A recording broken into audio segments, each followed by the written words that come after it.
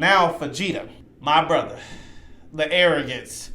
And he's my favorite character, and I get used to the arrogance. But this one was an all-time high. Bro, when he became Super Saiyan, that arrogance was unmatched. When he fought 19, and he just... The first, you know what's funny about that? Vegeta actually could have died at that moment. That's the funniest part was, after watching it again, and he destroyed 19... and he lost his transformation and was bluffing in front of Dr. Gero. If Dr. Gero attacked, Vegeta was dead.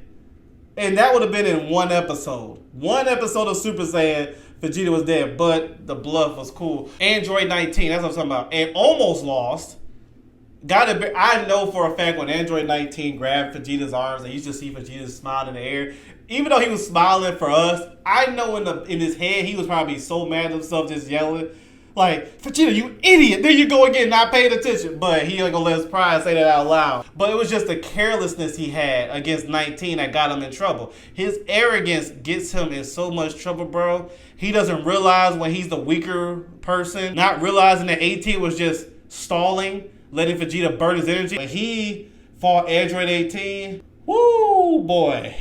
When 18 hit him on that rock and that dude was just screaming, like, this dude just had his mouth all open, was just screaming on that rock, and she just walking up to him. I was shaking my head. I was like, he's getting his tail whooped, and then throw him against a rock. Imagine whatever pain that dude was dealing with, to sit there and lay on a rock and just start screaming.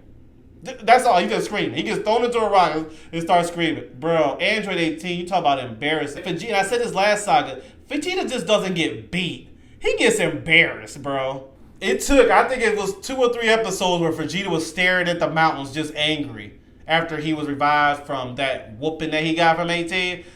It took, I think, 3 episodes of him getting over that whooping. That's when you know your pride is hit. You just sit there, not doing much, just staring, and then just screaming. You hope he changed. And that's another thing, though. That is the weird part about Vegeta.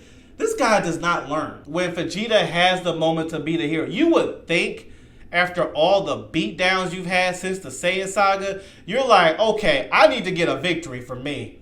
And I ain't talking about somebody against like somebody like Jace. No, I need somebody that's the world threatening like Cell. Move out the way. I'm not going to stall. Because what I was thinking about was he could have ended Cell and show his true strength against Goku. But no, he stalls for perfect Cell. And that was so annoying. And again, like I said, he doesn't just get beat, he gets embarrassed.